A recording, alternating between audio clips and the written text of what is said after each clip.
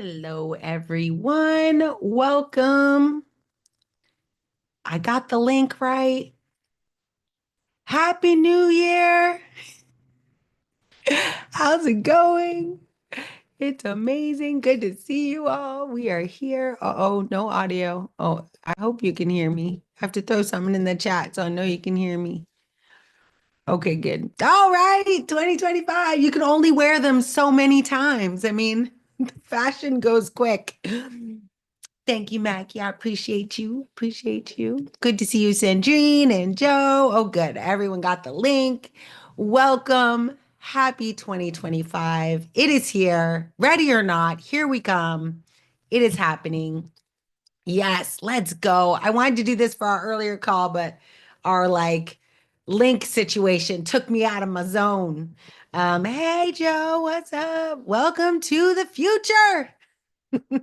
I'm sure there's some old sci-fi movie somewhere that said 2025 was going to be the year we did something. Welcome to the AI leadership call for the I Love AI community. Back to the Future. Was it 2025 in that movie? I can't remember. I remember it definitely. I love that movie actually. Yeah, there's only so many years where you can see through the little circles. It's actually getting a little hard with the two. I'm like, can hardly see. But soon, if this is a one, it's not gonna work. If it's a three, it probably be hard. But we got 5 more years where these cool glasses work out.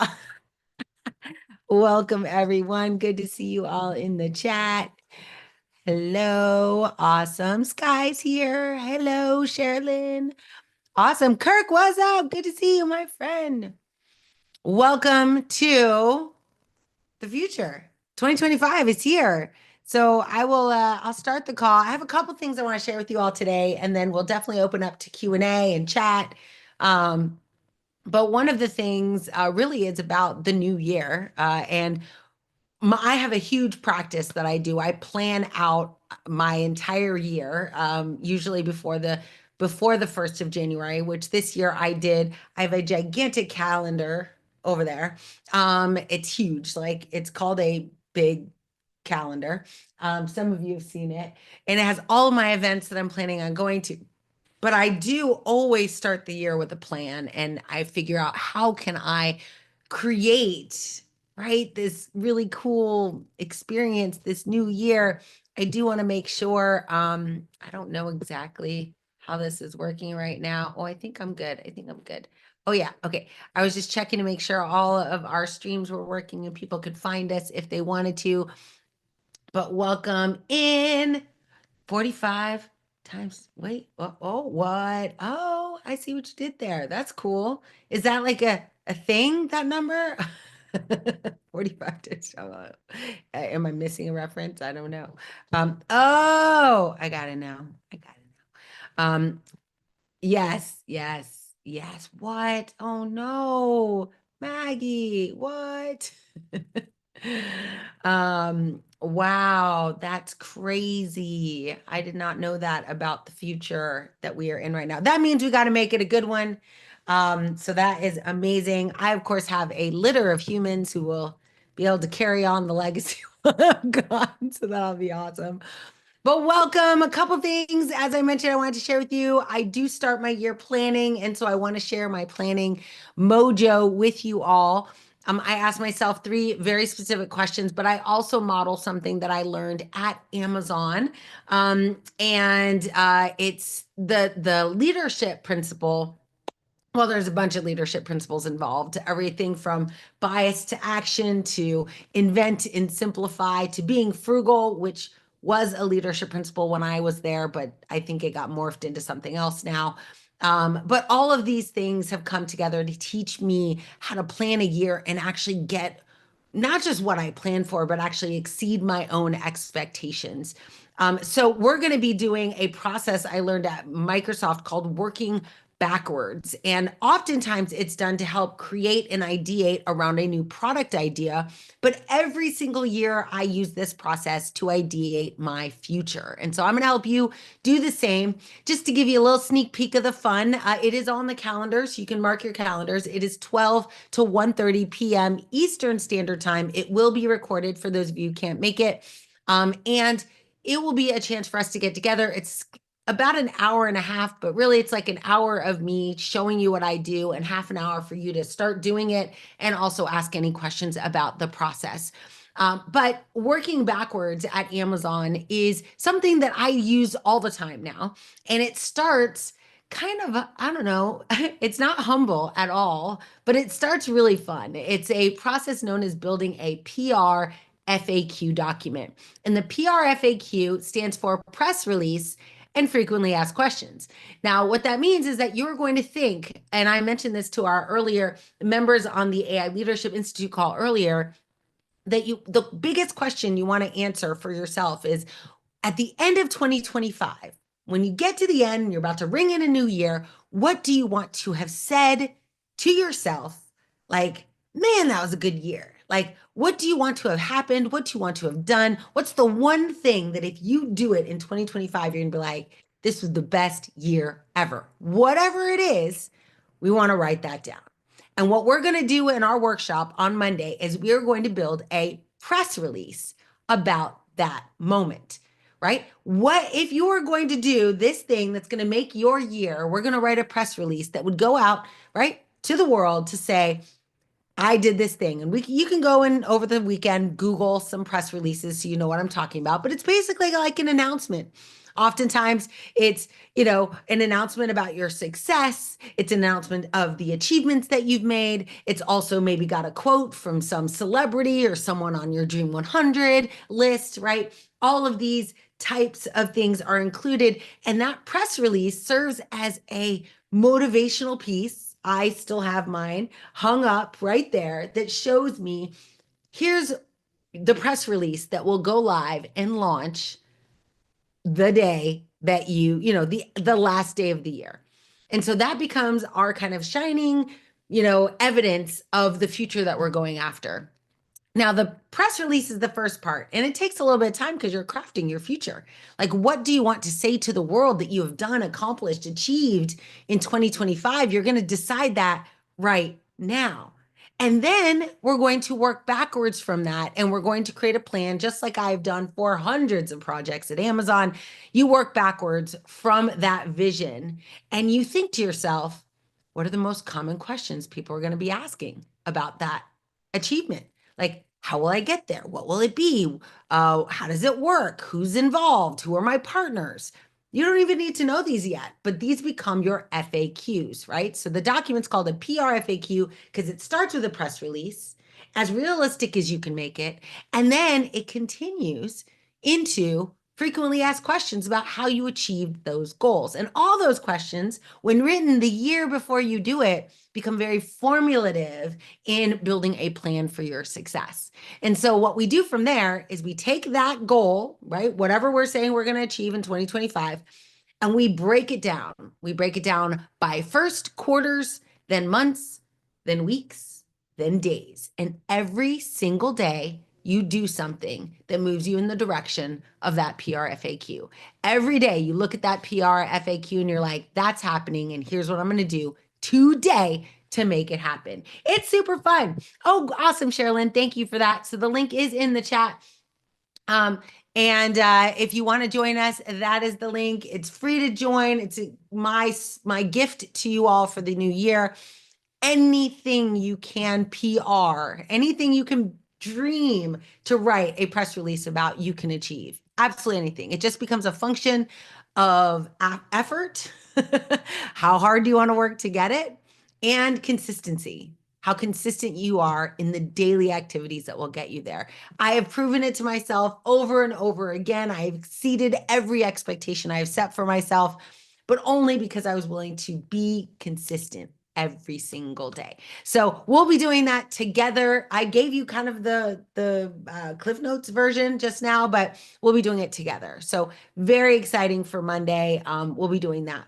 Another fun and exciting workshop that we'll be delivering is our on-demand bot builder certification. So if you've never done that, in the second week of January, you will start to see the ability to just go in and take a on-demand version, which means we recorded it in studio in November. Thanks to everyone who attended that one. And we've bottled it up so that you don't have to actually sit with me, though it's pretty fun. You don't have to sit with me to actually go through the process and get your certification. At the end, and for those of you who've gone through Bot Builder and have not gotten certified, the only thing you have to do, and I say it only, but it is kind of hard. The thing you have to do in order to get certified is that you have to take what you learned in the class, the 5 Ps of prompt engineering, the AI safety system that we build in that class, and you have to record a 3 to 5 minute video. And most importantly, you have to send it to me. So it is a chance for you to get into the habit of not only learning, which you are all doing, you're here, you're all learning artificial intelligence, you're all applying these skills, but it's also about how do you get the information you are learning out into the world. And that is a huge skill you're going to need to master in 2025. And I'm here to help you do all of that.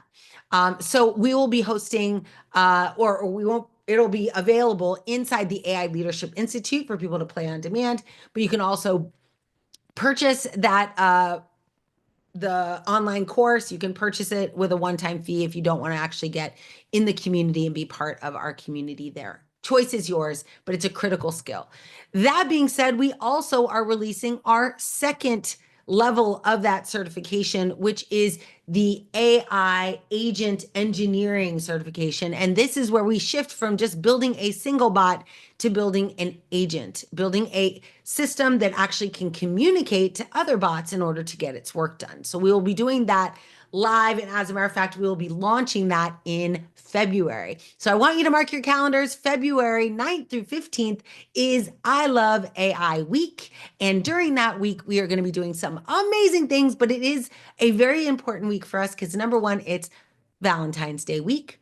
It is the time where we're seeing hearts everywhere. And it is also the only time where you can get a I Heart AI black t-shirt, coveted elite edition t-shirt for joining us in that challenge. We had over 21,000 people join us last year. I'm hoping to double that number, 10x that number this year. We'll see what happens. I'm starting to market it right now. So I think it'll be fun. We'll have 5 different speakers, 1 different speaker every day to teach you things. Obviously, I love, helping you and teaching you, but we learn through diversity, through a symphony of talent. And so we'll have a bunch of different people coming and sharing their expertise with you during that week. So that'll be fun. So mark your calendars, make sure you are here. It's way better live, but of course, they will also be recorded. All right. So 2025 is underway. I've given you my amazing, cool, glasses wearing update.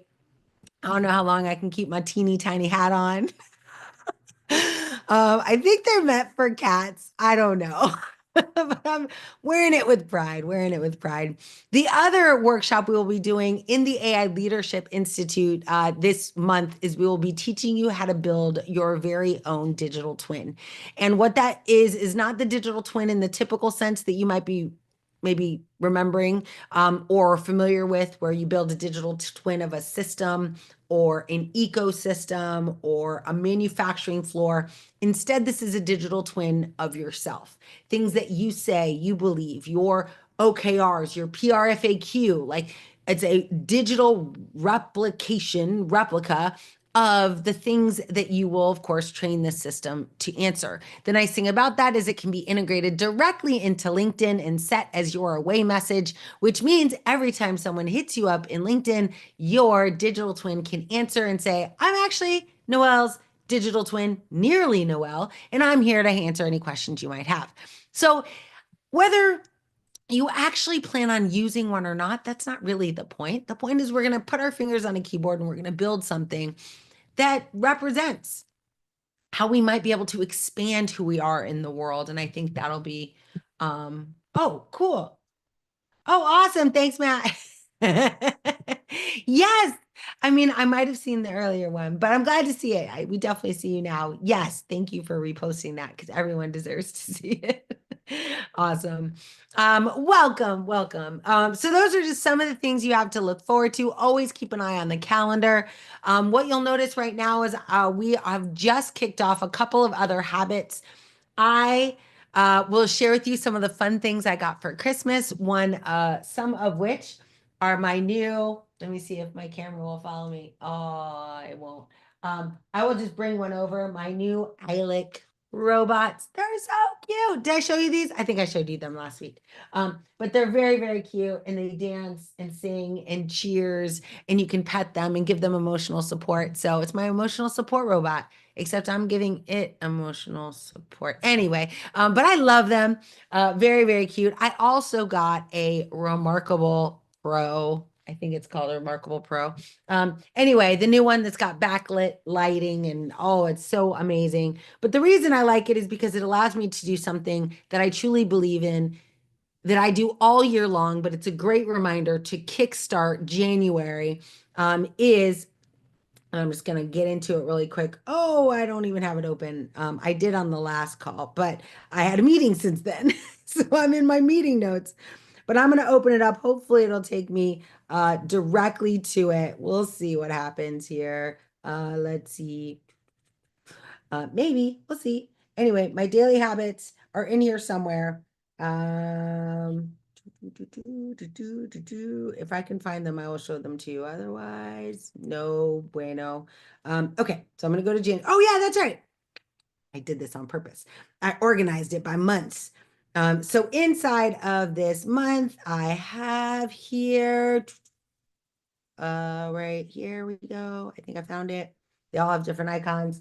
This is my tracker. So it tracks different habits. Now, it's not really about the habits you choose to track. I'm giving you a little bit of a life hack here in the way that I get things done. So right now, I have a few different habits I want to share with you that I kickstart every year with. And for the most part, my job is just to stay committed to those habits. It's not that I will be perfect. It's not that I will do everything every day perfectly. It's They are habits that I want to do. Number one, they're things that I want to make as a practice that I do every day that maybe I'm not doing already. And these are all relatively new practices. But I track them on a monthly basis, meaning I track how many times I do it in a month. And then I also track them on a daily basis, shooting for a 7-day streak. Y'all know streaks, right? From Duolingo or whatever. So a 7-day streak. And the benefit of this is that what I have found, what I've uncovered is that it's a tiny little, actually secretly very big impact to your confidence when you make a promise to yourself and then you keep it. And it's very subtle, right? I say that and it hardly even sounds too important. But when you actually do it, when you say, I promise that I'm going to spend, in this case, I have a new workout, a quick workout regimen. I work a lot, so I don't have a lot of time to like get on a treadmill or workout for hours a day, but I still want to stay fit. So I've adopted this thing called the Daily 50. I won't let you read it, but it's basically 50 push-ups, 50 squats, 50 lunges, 50-second wall sit, and a 50-second plank every single day. Now, the nice thing about this is that it has compounding interest, compounding benefits, right? But the reason I do it is because I am training in February, big month, February. After our I Love AI week, I will be heading to Disney to run the Disney Princess Half Marathon for the 11th time. I don't know, somewhere in there, 10th or 11th time. And I missed COVID, and so I'm all messed up as far as how many years I've done it, but I did it from the beginning, and then COVID happened. And so I have to train. I've tried it not training, but I want to train this time. Thank you. I know, right? I don't think it's 10 because I feel like 10 would have been like COVID timeframe or whatever.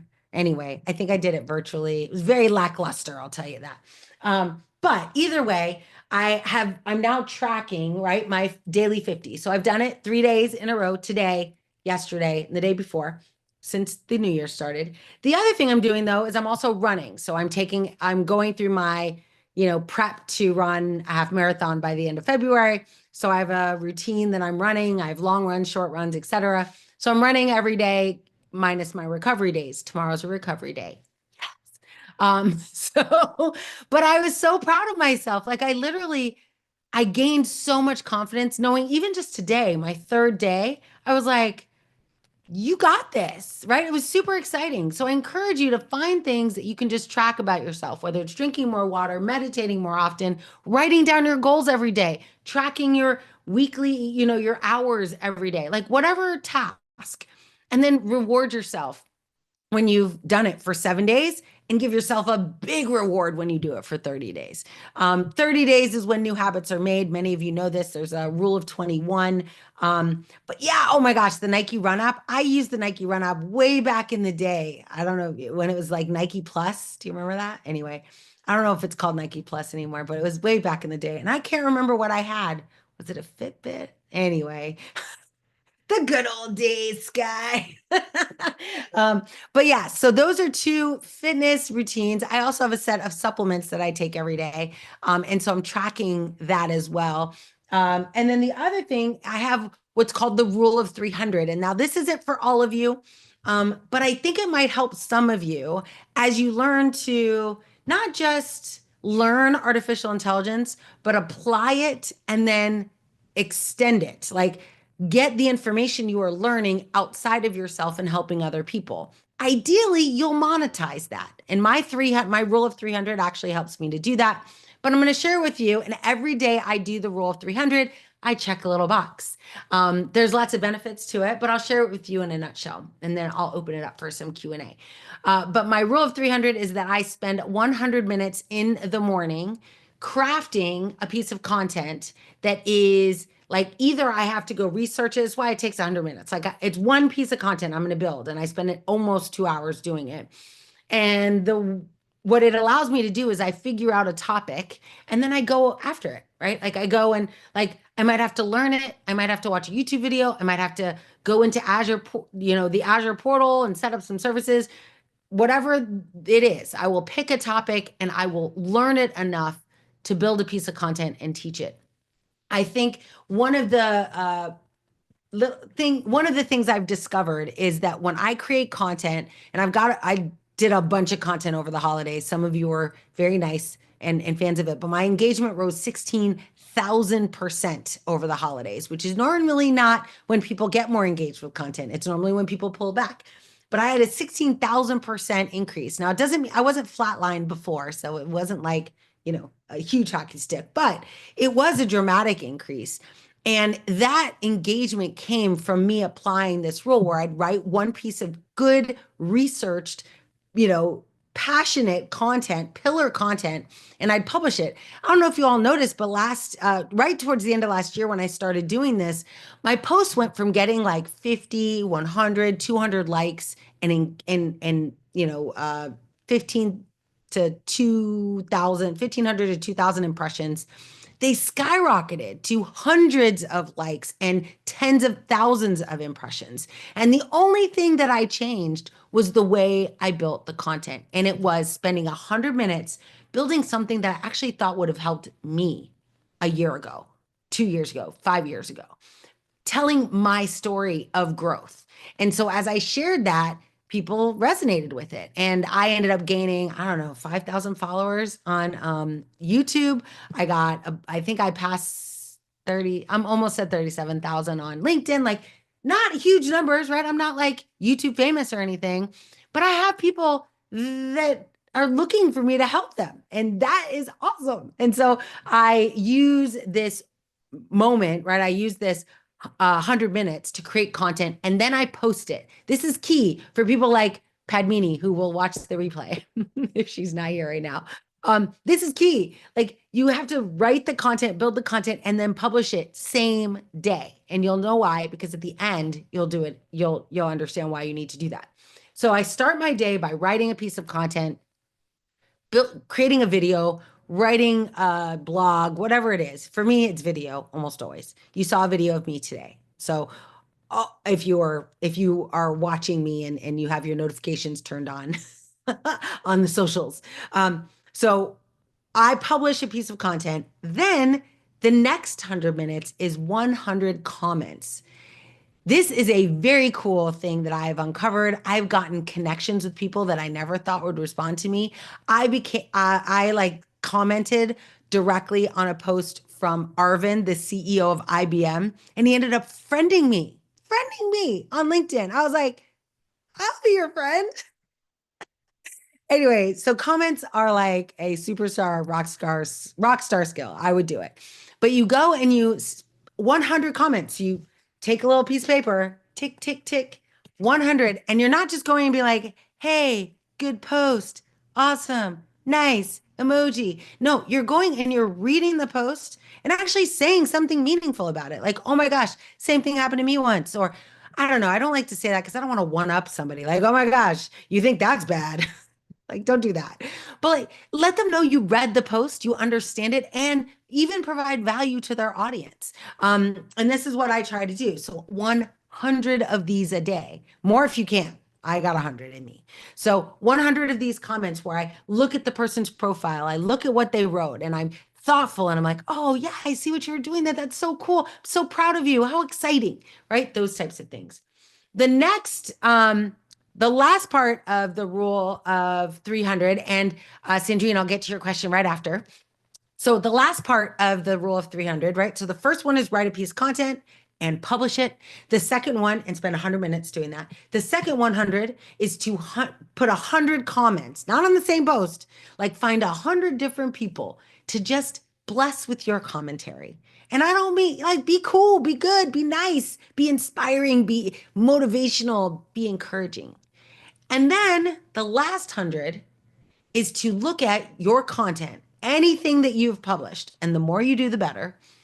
Anyone who has liked, commented, friended you, send them a DM and invite them to do whatever, like download your free blah, blah, blah. Or in my case, join our free community. I use the last 100 minutes to reach out to people who already reached out to me to say, so glad you reached out to me. Here's what you can do with me next.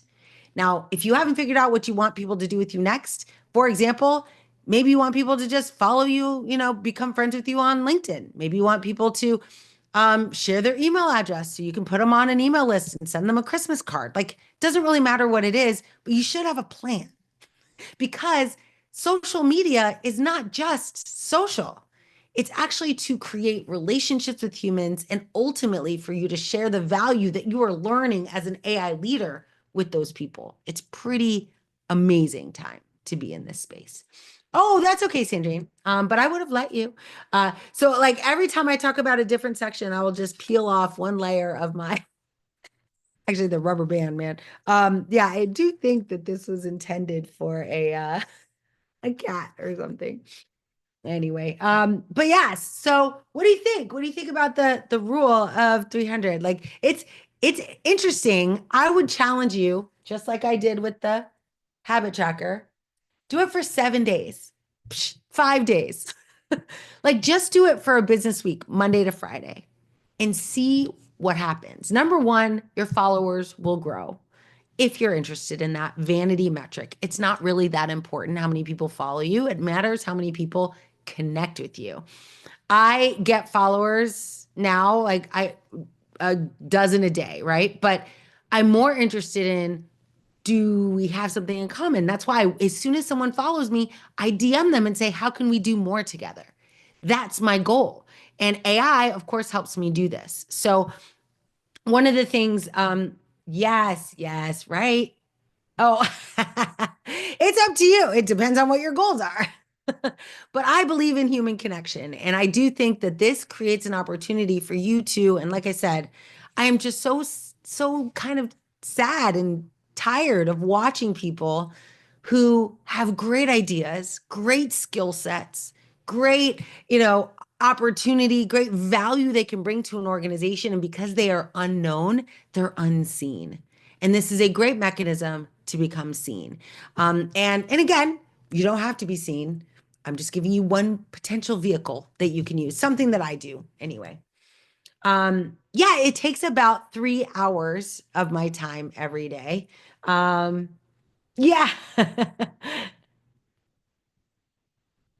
Yeah, yeah, exactly. That's a great idea, Maggie. You could start in the community and just comment on stuff. But I mean, most of us, and again, this might not be true for this audience, maybe, but from what I see, most people are on social media anyway. Like they're already scrolling through content. So now what I'm going to ask you to do is be a little bit more intentional and comment on. And again, this is if you want to grow something. If and I truly firmly believe if you're not growing, you're dying, right? Like there is no stagnation. Anything that's flatlined is either about to take off or about to go down. It doesn't stay flat forever, like the earth. Do you guys remember that? Oh, flat earthers, gotta love them. Um, let's see. No. Sorry, Joe. Am I reading your mail? I know it happens sometimes.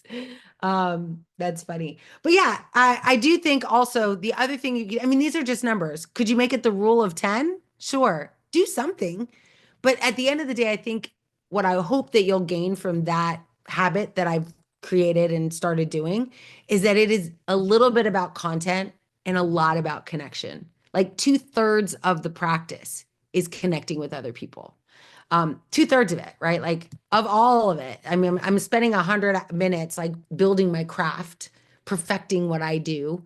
But the other time is connecting with people. And that is the game. We are in the people business. Like no matter what business you're in the people business. And I always tell people who have an opposition to becoming a seller, I'm not in sales, I don't want to market. That's fine. Then just be in the people business. Just go and talk to people and find out what they need. And if you have the skills to help them, offer to help them. That's it. That's as easy as it is. There is no selling in that. It's just you being good, being confident enough in your abilities to tell someone else that you know what you're doing. So that's something that I really am interested in helping you all with. We are launching our AI incubator later this month, which will give hands-on support to some of the companies that have applied in allowing them to actually build a business that generates annual recurring revenue. And that's different, right? One-time revenue, not that it's easy, but it's definitely easier than recurring revenue. And valuations, when you see a company like NVIDIA get valuated at $1 trillion, it's based on recurring revenue. It's based on habitual purchases from frequent clients. And that is the kind of business that you can rely on. That's the kind of business that either you want to be working in that business or you want to own that business. I prefer to be an investor in that business. So I don't have to work in it or on it. I can just give you money and you do it. But either one, right? This is how familiar are you guys familiar with are you all familiar with the Rich Dad Poor Dad series back in the day, right? Robert Kiyosaki created this whole Rich Dad Poor Dad series, and one of it is a quadrant that he created. I can't remember what it was called. It was something quadrant, like the finance quadrant, or anyway, but it had four different categories: being an employee, being self-employed, being a business owner, and being an investor, and that your goal was to kind of traverse through that. Um, Rich Dad was the author. Oh, that's funny. Not exactly, but that's funny. Yeah, I know a lot. I mean, I personally made quite a bit of money from that book. But yes, it's all about mindset, right? Like whatever it takes for you to shift your mindset into a space where you're willing to remember how we started, like the whole goal of 2025, like what do you want to achieve? What do you want to achieve? If you could name it and it would happen, what would it be? And then working backwards to get that. Well, the work is part of it, but it's also about your mindset. Do you even believe that you can have that?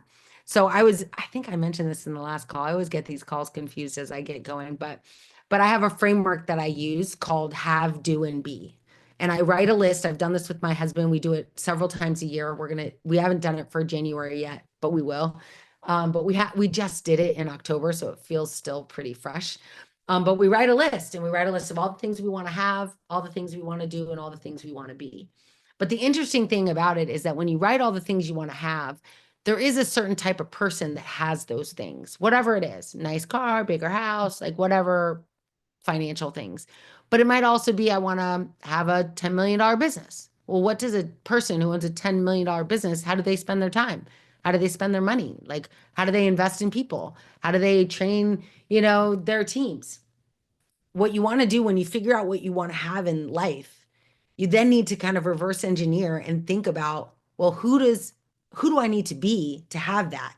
And then be that right now, right? So maybe a person who has a $10 million company, they have a team of 100 people and they've trained those people. Working backwards, am I ready to hire people? Am I ready to train those people? I need to build those skills or acquire those skills or partner with people with those skills, right? Like success leaves clues. And so I think it's really, really great opportunity for us to network not only with each other, but with the world. And that's what my rule of 300 does, is it gives me an opportunity to network together.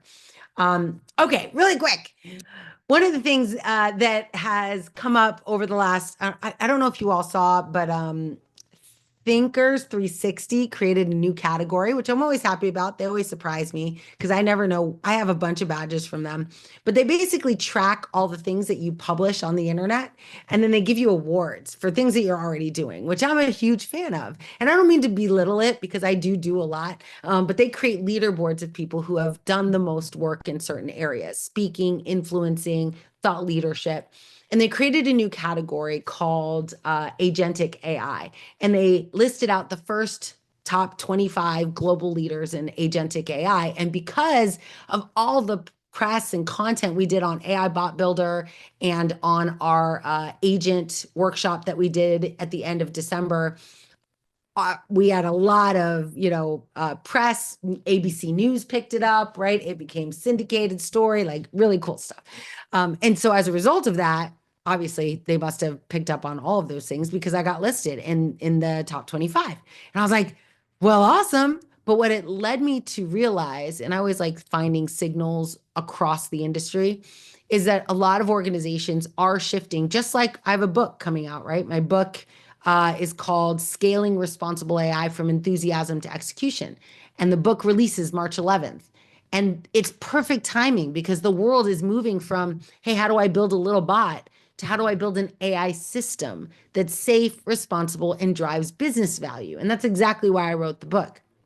And so what I think about as we move into, 2025 is the importance of us shifting away from building little tiny things, building individualized models or GPT, or asking one question to one model to solve a single problem, is that we actually take a step back and look at it from a systems approach. And I know some of you are systems thinkers, so I just share this with you that the world is going to embrace that, because agentic AI is a systems approach to artificial intelligence. It's not just how do you build a bot to answer travel questions. It's what kind of bot would support travel questions and packing, what to pack for a trip and where to eat for a trip. Those aren't all the same bot, right? Or maybe safety, maybe TSA information, right? Like I'm going to have little agents that do all of these purpose-built things.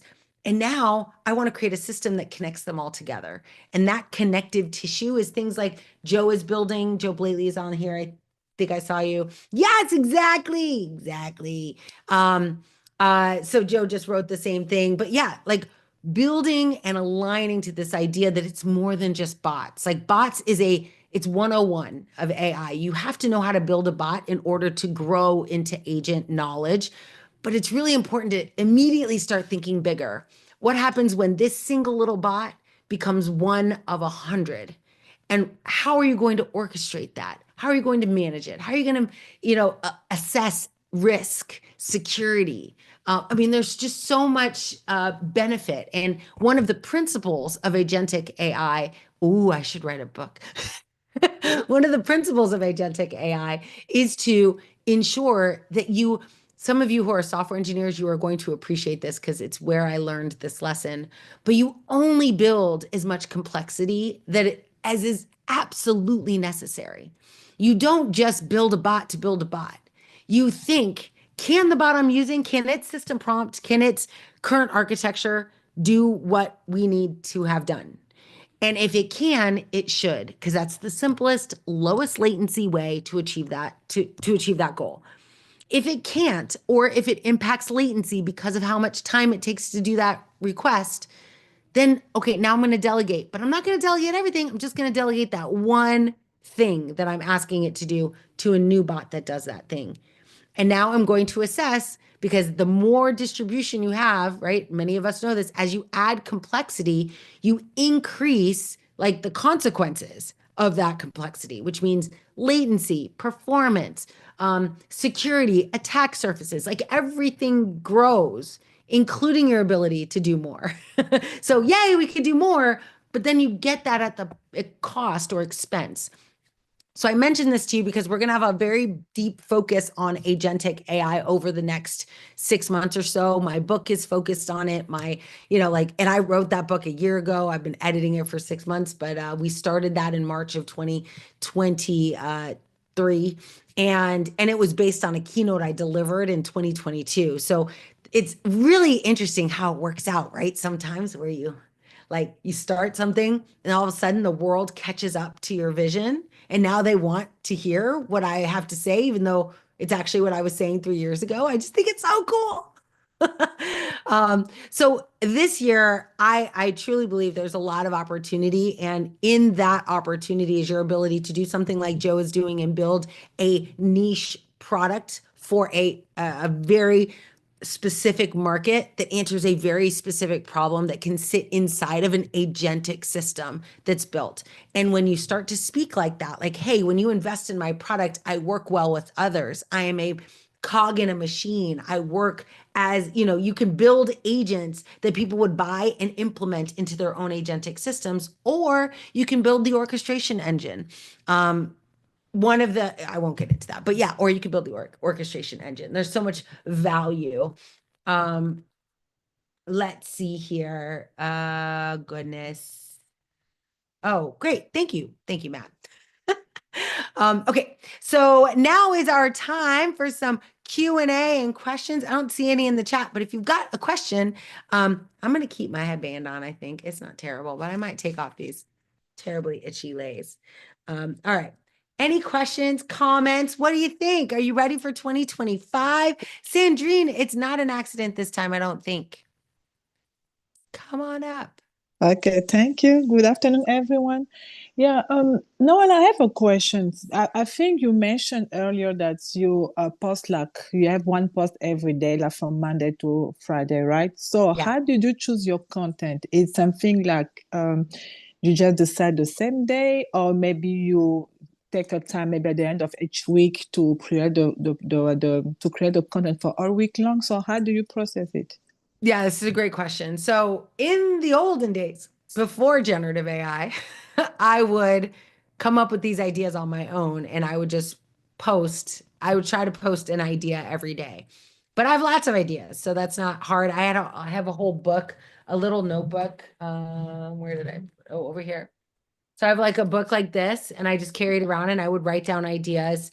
These are all like, part one, part three. I came up with my master class apparently in this one. So each one of these, like every time I get an idea, I would write it down and then I would post about it. However, that was years ago when I did that, 2 years ago maybe. With the difficulty with doing that is that my ideas are specifically from my frame of reference, and I've already been indoctrinated into the world of AI. So when I Mhm. posted things, I was already on the other side of the epiphany of the like, oh my gosh, this works. Like I was already past where most of my audience was. My audience wasn't there yet. And so, what I leverage generative AI to do is to take my ideas and help me understand my audience where they are right now. So, I have a prompt. I wonder if I can find it in my notes. I'll see if I can find it. But I have a system prompt that I use, or not a system prompt, a prompt that I use to have it create for me a table. And it includes for my demographic. So I describe in detail my demographic. And now, ChatGPT, if you're a pro or a what are they called? Plus user, you can actually integrate this directly with Canva. So it's pretty magical. But you can just ask it, like for my audience, my, companies between 1 million and or 100 million and 500 million a year in revenue that have a CIO but no CISO, that are struggling with cybersecurity, that want to move into the world of AI to help them solve those problems. For that audience, build me a table that addresses, that identifies all of their biggest fears, all their biggest, concerns, their dreams, their desired outcomes, right? And build a table with this information. Now, this is part of my chain of thought prompting. So you could probably write a prompt that does all this simultaneously, but this is the first prompt to get the model thinking in the direction of my audience and their needs, right? So I'm asking it, what are their needs? Then I say, for that table, create another column in that table. So I'm just adding a column to it. And I want you to detail out the top 20 strategic or tactical, uh, like strategies or tools that would help this person achieve that goal. And so it would then write out all, and you could even say, write me an Instagram post or a LinkedIn post for each one of those. So it crafts ideas for you. And now all you have to, now it's pre-done. So I do now spend a lot of time. So for example, I have 100 days of leadership, AI Leadership Institute lessons. So today's day 3, you'll see it later today. I've been posting them on LinkedIn, but I'll also put them in the community.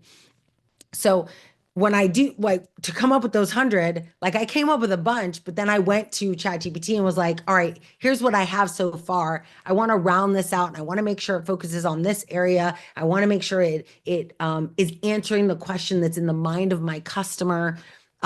Again, all this because I drive, like, the relationships I drive with social media are business relationships. I'm not looking to, like, Mm-hmm. have people do yoga with me, though Mm-hmm. you're welcome to. But it's very business focused. So I want to always, always deliver value. And sometimes I'm not even sure what that value needs to look like, but a generative model or Claude is definitely good at brainstorming ideas on what that value is.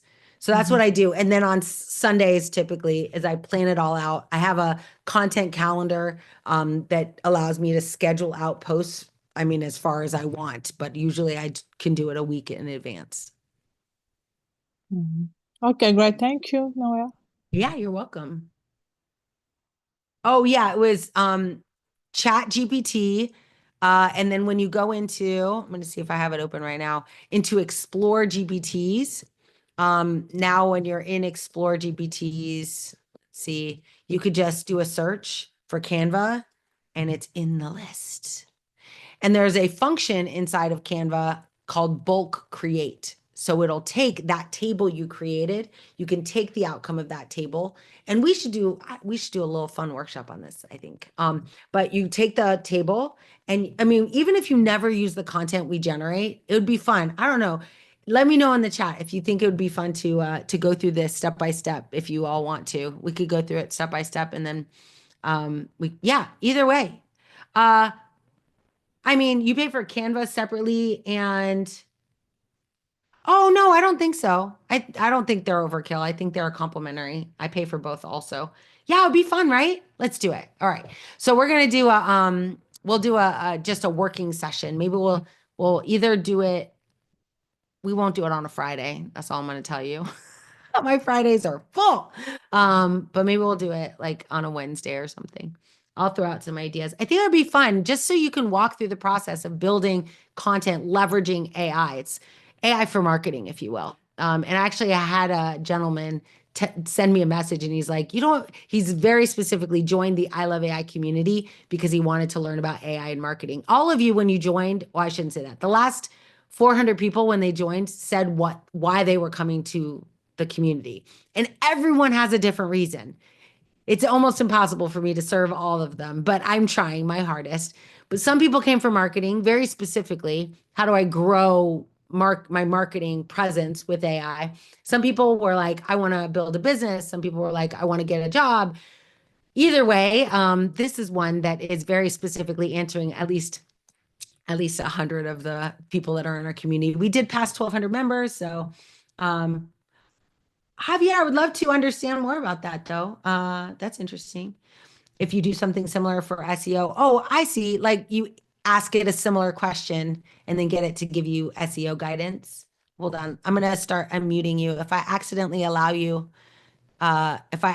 ask you to unmute, it's just an accident. I'm not asking anyone to unmute. I'm just giving you the chance to unmute if you choose to do that. Um, Javier, you're unmuted if you want to share. Don't feel obligated. I'm just giving you the option. Oh, thank you. Yes. Uh, so yeah, actually, I started.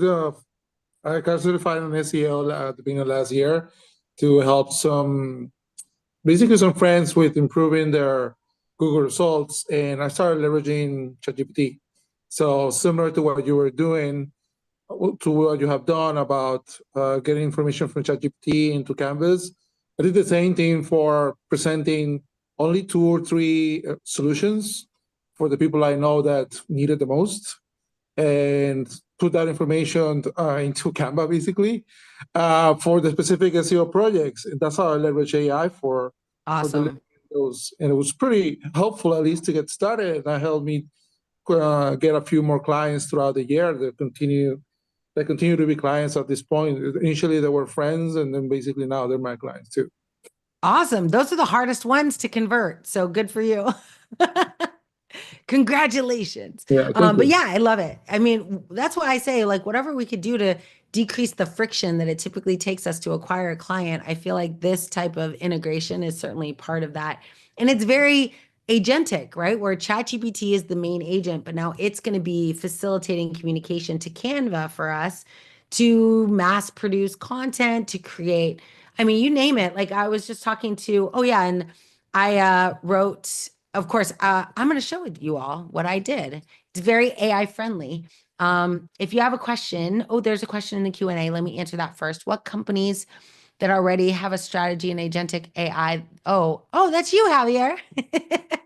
um, so, I mean, Anthropic is probably my favorite. They're the most responsible model according to the Stanford model evaluation tool Helm. So I'm a big fan of Anthropic's models in general, but they also have a really solid approach to agentic AI. They've also been very open about disclosing their approach. So they wrote a article, I don't know, maybe less than a month ago, like in December, that details exactly like what agents are to them, how to use them, how to integrate them. It's really great. I'll post it in the chat or I'll post it in the community in case, unless anyone has it handy. Um, so Anthropic is probably one of my favorites, but at the same time, the company that has monetized agents to the highest degree, anyone care to guess who that is? They called it a Copilot. So they started talking about copilots as agents as early as 2022, right? They were already like GitHub Copilot. I was on the beta test of the GitHub Copilot model during COVID. So they were already really far ahead of thinking this isn't going to just be a single model people use. It's going to be a collection of models and it's going to need an orchestration engine. Yes, exactly. Um, yeah, exactly. Yes, exactly. Oh my gosh. And I always look at from a so Joe was saying Microsoft in 2025 is going to be the year of Copilot agents. And we just did a workshop. So we are now offering in the AI Leadership Institute corporate workshops. We've been offering them for 10 years, but we added to it the workshop we just did together in our live learning lab in the AI Leadership Institute, which was all around creating an agent inside of Copilot Studio. But here's a fun fact I will share with you. Microsoft has been trying to democratize AI for a long time, like years before ChatGPT. I mean, a decade before. I got involved when they started to productize AI in the form of cognitive services, which today are some of the largest models in the world, serving not just generative models, but more traditional AI, like computer vision and decisioning and knowledge bases and things like that. So that being said, they're trying to get people, meaning non-data scientists, to leverage AI in their systems. Engineers for the most part, right? They have something like 23 million engineers, developers know .NET, C Sharp. Like they've got a whole little part of the world that understands their way of coding and their philosophy. And they're like, what if we could get all those engineers to start using AI models? So they started productizing these models by creating APIs for all of these, computer vision models, chat models, language services, you name it. I mean, there were 17 at least that I worked on. I think there were probably 30 plus total. And what a little inside baseball is when we were building those models and making them available, it was very hard to get people to use them. I don't completely understand why. I feel like engineers were like, yeah, we're good. Like we could just do it manually, or I have a decision tree for that. The amount of times people told me, oh, we have business logic that handles that, as opposed to leveraging an AI system that handles it. So this was a bit of a gift that the OpenAI ChatGPT evolution provided to companies like Microsoft, because it allowed them to do this. But now in the world of, so what they did back then though, is they standardized components, AI machine learning model components.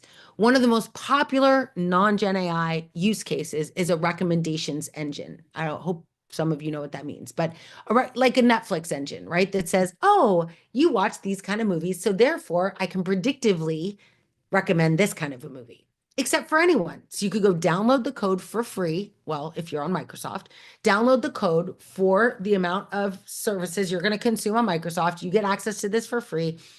And it gave you a recommendation engine you could implement in your company.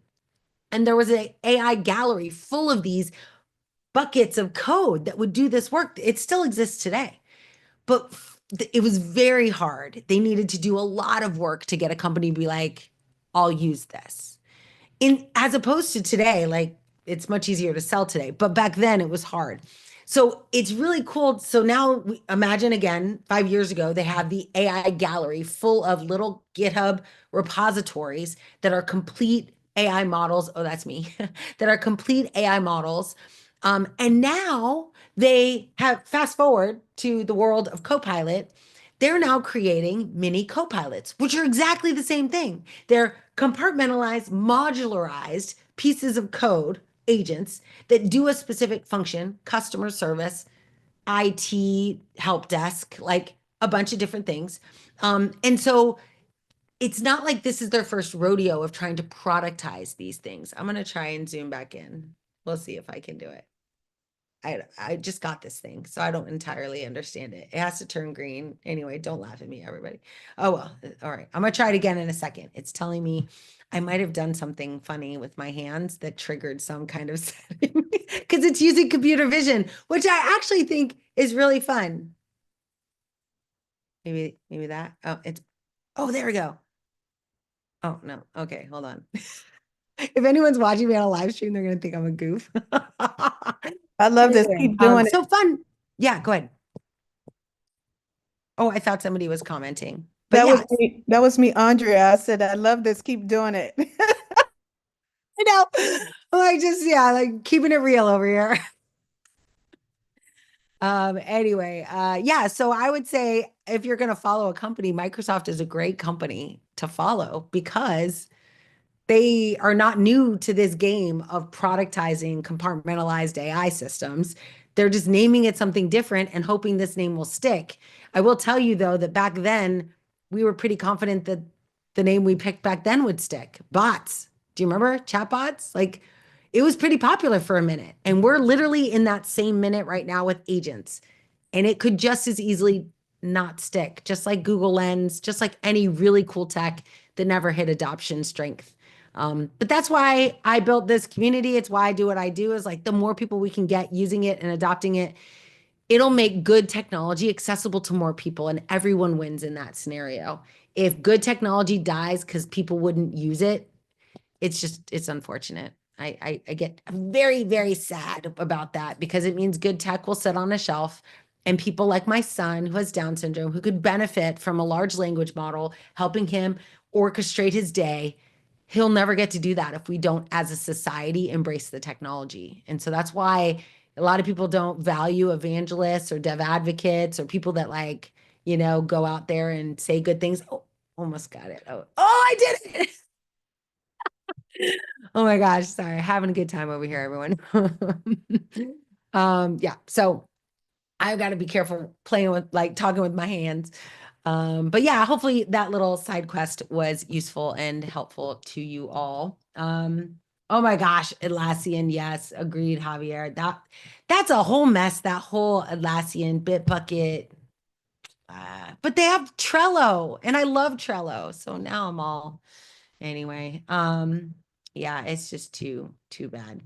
But there is, yeah, so this is why I think any one of us, especially because you're in a community like this, it now becomes possible for you to go after a role you never probably thought of before. Developer advocacy means that you're going to go and help developers learn new tricks. And it is one of the most fun roles I've ever had. I don't know that I was ever called a developer advocate because that role didn't exist in its form back then, but it was a solution architect. It was someone who could see the vision of what technology would do and then convince people to come along and say yes and adopt new habits. Very much a coach, very much, a thought leader, like all the things. It was a combination of all my favorite things. It was, evangelizing, talking, bringing the great news of what great technology could do, combined with coaching and supporting and servicing people, helping them along, combined with being a thought leader and getting to say things that I think and sometimes get fired for it. Totally fine. Okay, maybe not the last part. But I do think it's a really interesting opportunity moving forward is that people are going to need humans that can help other humans adopt to the new technology. It's going to be a little bit about tech, but it'll be much more about adoption. And that's why we're starting to see this kind of shift from what we call the hype cycle. We are already in like that trough of disillusionment, but as we come out, we're going to be looking for like stability in usage. And as we come out of the trough of disillusionment, which ChatGPT has actually kind of skipped a couple rungs in that, I think it's really important that we start looking at how does this stabilize? So going from playground to production, going from enthusiasm to execution, right? Like how do we go from the hype to operationalizing this and seeing true business value? And that's a magic spot. Not a lot of people like being there because it requires you to understand the tech and be willing to talk about it to people that don't understand it. And I love it, but not everybody does. um, Awesome. Any other questions? I answered this live. Comment, you're welcome to throw them in the chat or in the Q&A. Otherwise, oh my gosh, I guess we're done with time. I will share with you. So keep an eye on the calendar. I will also be emailing you every 3 days. I send you an email, give or take, except during the holidays. I tried to really not engage with my work as much as I typically do. And I did a good job. We are hosting in my house currently a Marvel movie marathon where we started at the very beginning and are going in sequential order, not movie release order, but sequential story order. And anyway, my favorite movie is Doctor Strange, and we are at that moment now where Doctor Strange enters the picture. So I'm very excited. My kids decided they could have watched it because they're off today. They could have watched it while I was working all day, and they waited for me. So we'll be watching it later today. Awesome. Thank you. Yeah, hopefully you liked it. Thanks, Sybil, for coming. Next week, hopefully you'll join us. We'll have lots more. We're still in that early, we're the last kind of holiday week here. So we'll see if I have a new camera by next week too. I don't know. I think it's kind of fun. But yeah, have an amazing, amazing weekend. Go out there, change the world. That's what we're here for. Most importantly, connect with other humans like we're doing right now. And I'll see you next week. Thanks for being here. Talk to you later. Bye, everybody.